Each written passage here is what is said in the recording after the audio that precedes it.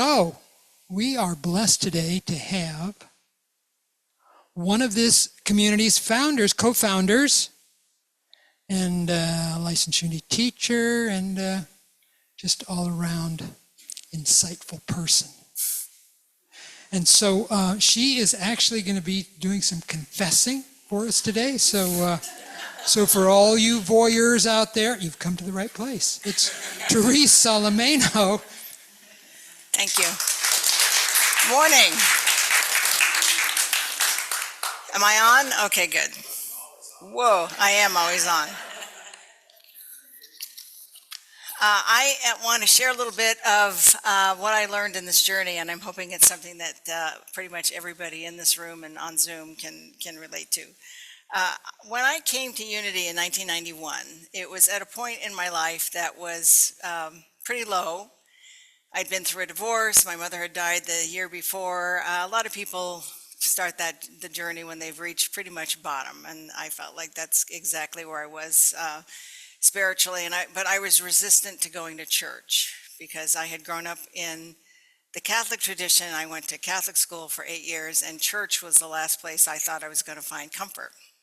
So I go to Unity, and I was gobsmacked by the love and the empowerment and the idea that my reality is created by my mind. It's not the first time I'd heard that. I actually had a friend in college that went through a phase where he insisted that all of his friends, if you wanted to have a relationship with him, you had to take a course called The Science of Volition. And I thought, well, I am voliting not to do this because I just felt that was a little judgmental, but what did I know? So anyway, so there was the science of volition, and then I also had a teacher, a ballet teacher, who was really into the idea of choice, that life is your choice. And I was heavily under her influence when I came to visit my mother, who was living in Pismo Beach in the late 80s, and went for a walk in her neighborhood, saw this house for sale, and went, I'm choosing to buy that house and move to the Central Coast. So it's interesting when I think about the times in my life when I've made some pretty significant changes that I was exercising the power of choice, but I didn't know that it actually came from me. Everything that I grew up learning, everything was on the outer side of you. God was outside of you. The world happened to you, things like that. So I'm rolling along with my studies, and I'm loving going to church, and Mark and his music was a big part of that, and the speakers and all of that. And then they finally get to where we're learning about spiritual unity principle. And boy, did I have a hard time dealing with the idea of the Christ within, and tapping into the Christ within, and having a conscious contact with God. Because in the Catholic tradition, we did not learn good things about people who had conscious contacts with God.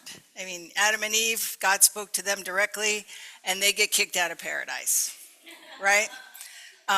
Noah is 600 years old, and God says, I want you to build me an ark, a boat that is half again the size of a football field, in 7 days, and have it loaded with 2 of every animal, and just you and your family, and then we're going to, reign for 150 days. And that did not seem like a good thing to happen when God speaks to you. Abraham and Isaac was a big story that I learned, and Child Protective Services didn't exist then, but it probably should have, because poor Isaac is like, I'm going to kill you because God told me to. And thank God cooler heads prevailed in that story. But as a second, third, fourth grader learning about this stuff, it was pretty daunting when God stepped into the picture. God talked directly via a bush to Moses, right? And Moses, led the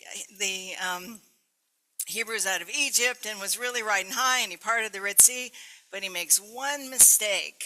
He taps that rock twice instead of once, and he's wandering in the desert for the rest of his life, doesn't make it to the promised land. This is harsh.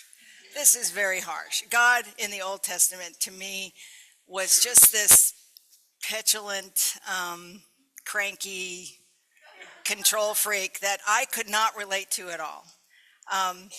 Job didn't even really talk to God, but God and the devil got into a pissing contest, and Job got caught in the middle. And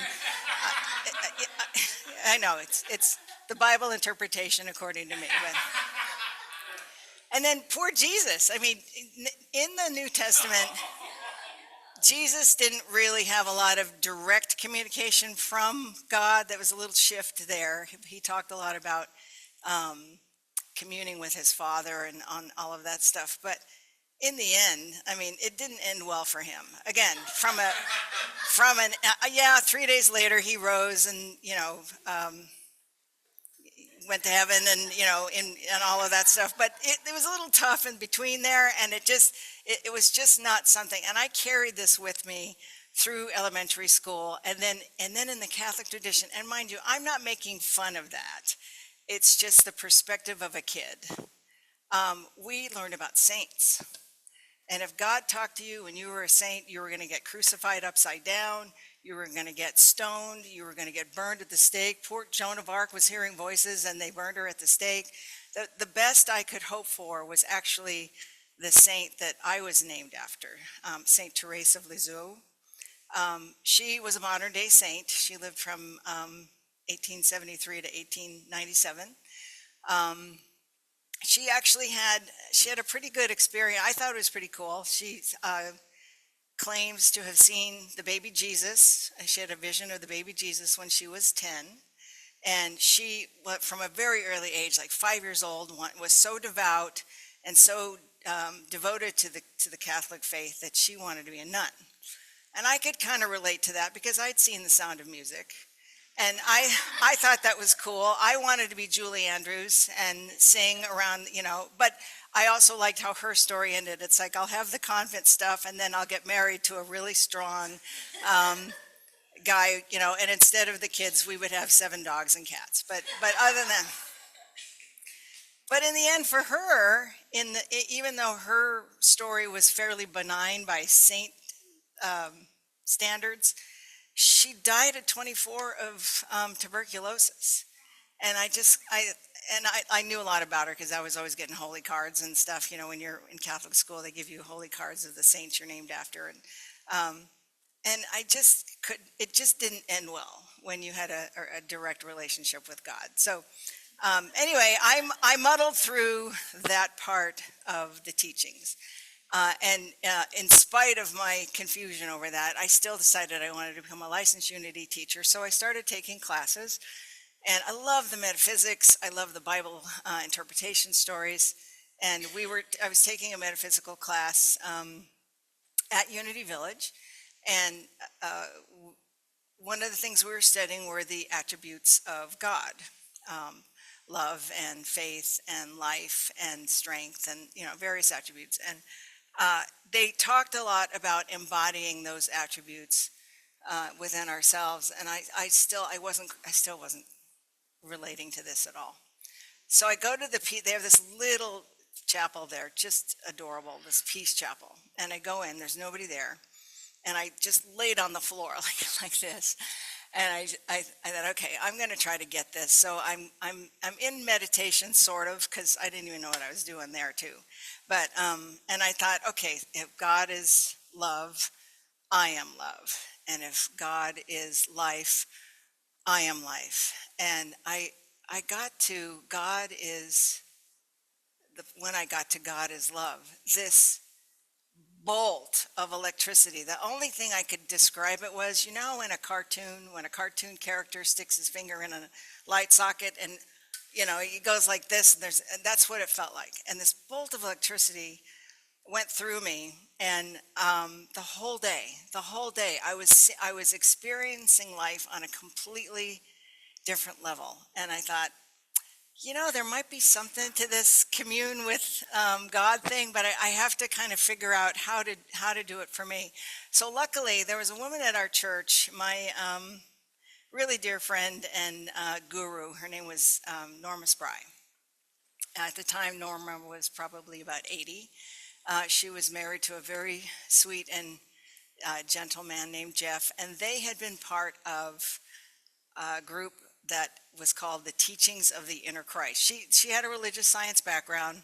She was a religious science practitioner. But as an offshoot, there was a group in the San Diego area called The Teachings of the Inner Christ, and they were big on helping individuals connect with the inner Christ. So this is the workbook. I took a class from her. This is a workbook from that class. And I want to read you something that, and I just found this. The reason I'm even talking about this today is I just found this. I was going through my bookshelf, and it's funny how you just come across things I haven't cracked this book in 20 years. And it talks about the whole purpose of this is to help with that conscious contact with the Christ within, and describing the Christ as that point within us where the divine meets the human. That yes, God is a thing in and of itself. However you want to define God, it's a power. It's an energy. It's not a man in the sky, but it's a creation. I know George Carlin said that his brother used to describe it as the great electron. I mean, whatever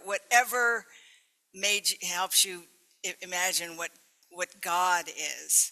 The Christ within is that part of us that connects the human side with that divine side. And I never really fully understood that. I mean, I always heard, behold the Christ in you, in the Christ in me, beholds the Christ in you. But I couldn't relate to it in any practical sense, and this helped me. So I want to read this one paragraph in here, because it talks about being a mystic. It talks about being clairvoyant. It is natural for you to be fully developed clairvoyant. The natural man is the mystic, and the mystic is the natural man. The kingdom of heaven within you, spoken by the teacher Jesus, can not only be glimpsed by all who learn to see it, but may be inhabited by all who learn to live the mystical life on earth. A student of inner sensitivity, that's what they call this, inner sensitivity, finds that they are living two lives at the same time.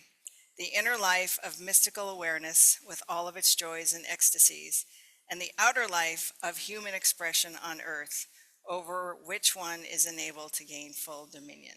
So it finally kicked in that this tightrope of being divine and being human is something that I can connect to anytime I want. And one of the exercises that that I learned in this class was not just to look for, how when you meditate and sometimes you get words, or you get images, or there's all kinds of things that can happen when you make that connection. But it said, you've been connecting your whole life with feelings in your body. And it's just stuff that we take for granted. And I recognized that whenever I was having a mystical moment, I would get a shiver on the right side of my body. Now this sounds kind of woo, I know. But I have to tell you that every time I'm getting it now. Every time I have a moment of clarity, which isn't very often in terms of truth, I get that feeling. I have felt that feeling my whole life, but I just thought I was cold. I mean, I didn't really know what it was. And so this class helped me get in tune with not just the images that I see, or the different ways to meditate or anything like that. So I wanted to share an experience that came from this. So I'm taking the class, and one of the things that, as being a religious science practitioner, she was really big on teaching us about prayer treatment. And so she had us write out a prayer treatment. I want to read you this prayer treatment. It was written June 2nd, 2003. Now, I have to say that on June 2nd, 2003, Bob and I were living in Arizona. If you're going to move to Arizona, don't do it in April, because by May and June, it's like the absolute worst. Give yourself some time to have the really nice weather instead before you get to the 117 degrees, where it cools down to 98 at night. And we were miserable. We were just miserable. And we had moved there as an offshoot to having lived in Seattle 6 months prior. So, extremes. And I had just come back from a retreat. I came back to the Central Coast. The women's group in San Luis Obispo had a reunion, and it was so great to see everybody. And I'd seen Norma and I think Martha, if you're on the line, you were there, and all the people that I had connected with for years in the women's group. And I got this very strong feeling of I want to move back. It's just, just all the reasons I moved weren't worth anything. My choice was to move back. So I wrote this treatment, and I wasn't sure how we were going to do it. I wasn't sure where we were going to live. I didn't sure what we were going to do for work. Nothing. So June 2nd, 2003. This is a treatment for Therese to attract the right house at the right price in San Luis Obispo by August 19th. August 19th, I gave myself 2 months. I now forgive and release all free fear and limiting beliefs that such a home does not exist, nor can it be provided by spirit. Within God, all things are possible. I want to go home. My heart remains in San Luis, and I've been blinded to that for many years. I know I am worthy of this best, and there is an abundance of such housing for me. Housing market was tight then as it was now. Any false belief in the appearance of poverty and lack is now healed and lifted and released. I am one with the infinite and abundant universe. God is my source. I now claim this house as my own. I give thanks for the abundance of God and the house I seek, or something better. I release this prayer to the infinite power and energy in the universe, and I know that it is already being fulfilled in the perfect right way for me, and so it is. June 2nd. I go back to Arizona. It's still Arizona, and there's no real clear picture on site on how or when we were going to do this, and I'm not sure that was going to happen, but I just set it aside.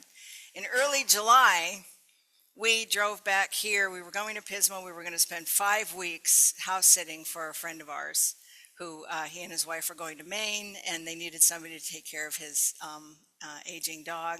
And we thought, what the hell, I'm not working, might as well come and hang out at the house. So we're driving. It was June 5th, or July 5th. 4th of July we spent in Arizona. It was miserable. July 5th, we're driving back. We get to the weather in Pismo Beach. I turned to Bob and I said, I am never going back to Arizona again. Now, you think that was hyperbole, but it turned out to be true, because in the 5 weeks that we were at Owen and Jeannie's house, I started looking at, I'm going to find a house. I know there's a house here somewhere that we can afford. I know there's a house we can afford.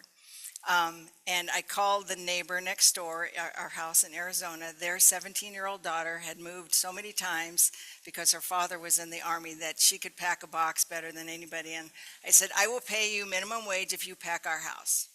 And so she did that while we were looking for a house. And everything was so ridiculously expensive, but I'm still looking and I'm still looking.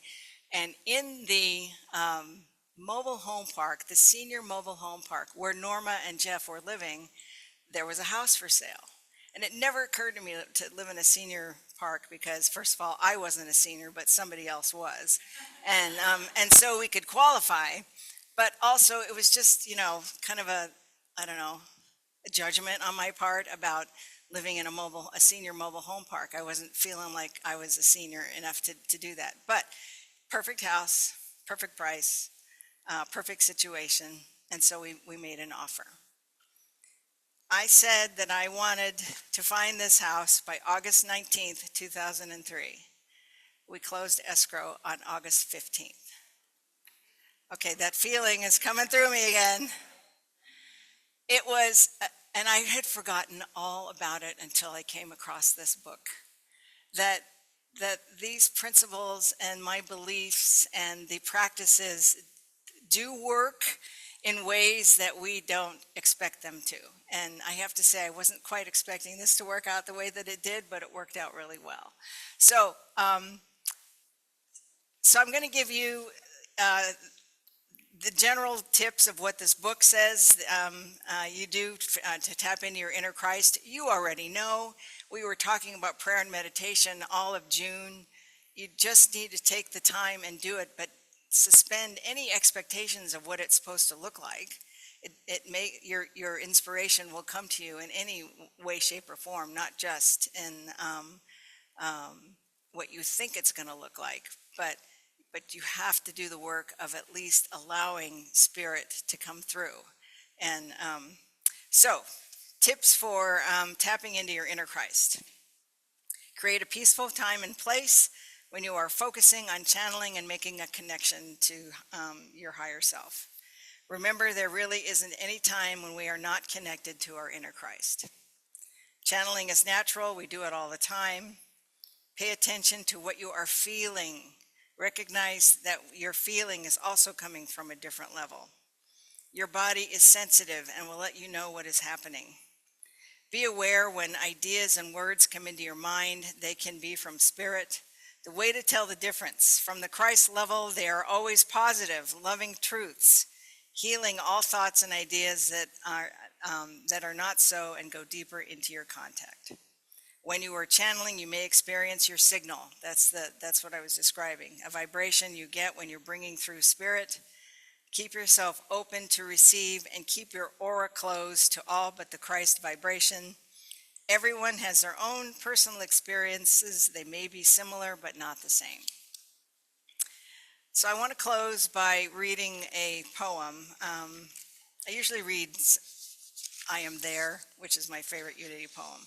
But this poem is my second favorite Unity poem, and it's from written by Lowell Fillmore, the son of Charles and Myrtle Fillmore, because it speaks so well to how taking that moment, just that moment to connect, can clear away all the cobwebs. It's called The Answer. When for a purpose I had prayed and prayed and prayed, until my words seemed worn and bare with arduous use, and I had knocked and asked again, and all my fervor and persistence brought no hope. I paused to give my weary brain a rest and cease my anxious human cry. In that moment, after self had tried and failed, there came a glorious vision of God's power, and lo, my prayer was answered in that hour. Namaste. The Christ in me sees and supports the Christ in you.